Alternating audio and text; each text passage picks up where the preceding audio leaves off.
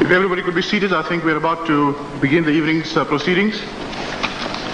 Ladies and gentlemen, at the outset I'd like to thank you all very much for having taken the time and trouble for coming here tonight to listen to a discussion between Islam and Christianity.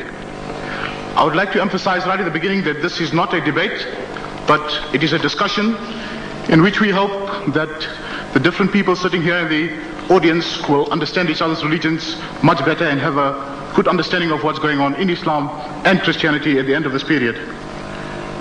At the outset, I'd like to thank the authorities of the Potchefstroom University for having so very kindly consented to lend us the facilities here, which, as you all know, are very magnificent, and for having allowed us this time.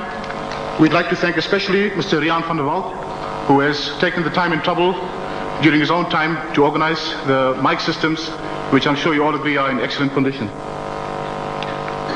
Now, ladies and gentlemen, on my right hand side we have Professor van Rooy, who's a lecturer and head of the Department of Semitic Languages at Potchefstroom University. He's been a lecturer here since 1980 and has done an excellent job in his field. He's a world authority and has done a lot of extensive research. The students who are present here tonight will verify that. We are, of course, very grateful to Professor van Rooy for having taken the time and trouble for coming to give us an insight into the Christian religion. On my left-hand side, we have Mr. Ahmed Deedat, who is a Muslim scholar of the Christian Bible. Mr. Ahmed Deedat has been studying the Christian Bible for the last 20 years, has given many talks around the world in this field, has had many countless discussions with very important people involved in religion throughout the world. Mr. Ahmed Deedat has also consented to give the Islamic point of view here, and we hope, ladies and gentlemen, that at the end of this discussion that we have a greater insight into both religions, and that this will assist us to understand each other and to understand our ways of life and our religions. Also, I would like to make one important announcement, and that is that there will be no smoking allowed in this auditorium, which is a strict law required by Potchefstroom University. Also, Professor van Rooy will speak for exactly 1 hour, after which he will sum up his talk for 10 minutes, and then it will be the turn of Mr. Ahmed Deedat on my left-hand side, who will then also speak for another hour, and he will sum up his talk for 10 minutes. So please be patient. After these talks, we will allow about half an hour of question time. We'd like to make an earnest appeal. If you look in the aisles, you'll see there are 2 microphones, one on the left and one on the right. And it's very important for the people who are asking the questions to come down to the microphones and speak into the mic while they're asking the questions. These should, of course, be done in an orderly fashion. And if there are too many people asking questions, I implore you to please stand in a line so that you can ask your question and these could be answered to the best of our ability. Without much further ado, I'd like to call upon Professor van Rooy to deliver his talk. Thank you very much.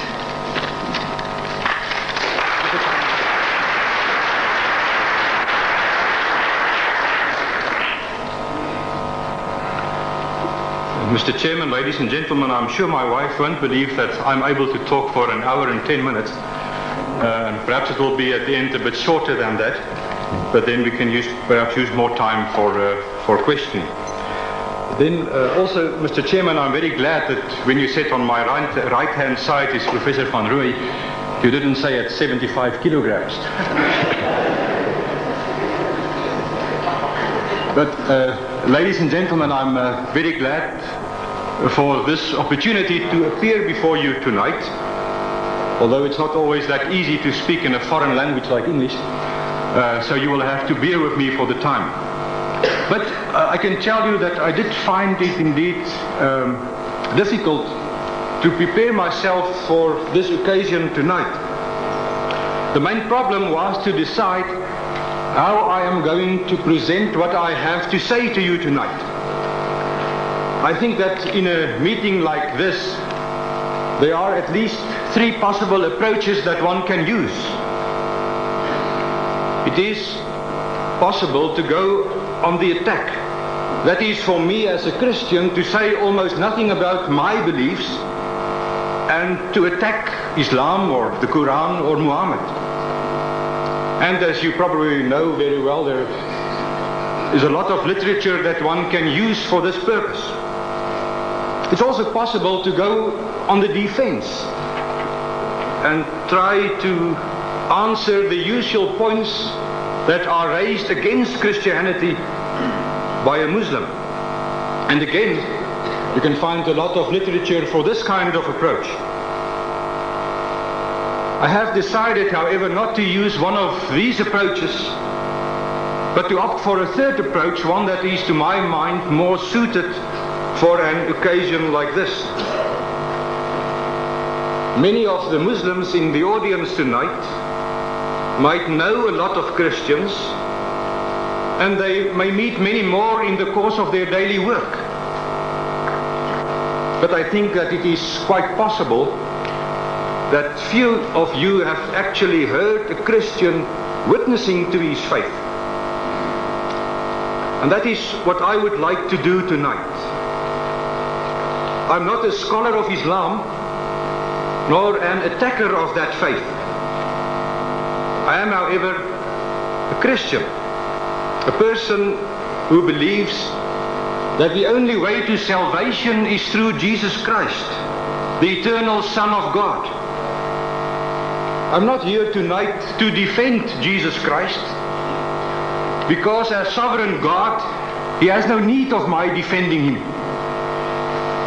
I'm here as a witness to Jesus Christ, to tell you about my faith and what it means to me. This I am going to try to do, by telling you about the Bible, by giving you a summary of the main contents of my faith, and by telling you what my faith means to me. I'm going to start then with the Bible as the Word of God.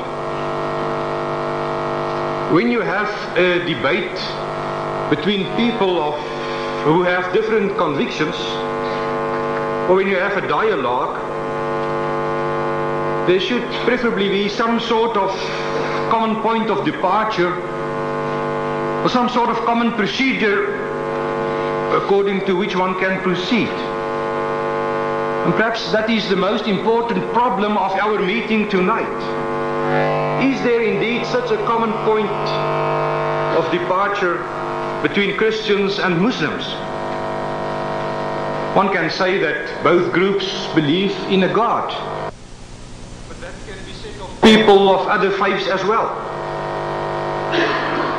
More important perhaps is that both groups have a book that plays an important part in their faith.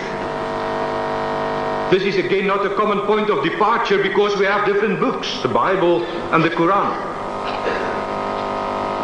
And ladies and gentlemen, it is exactly at this point that the ways part.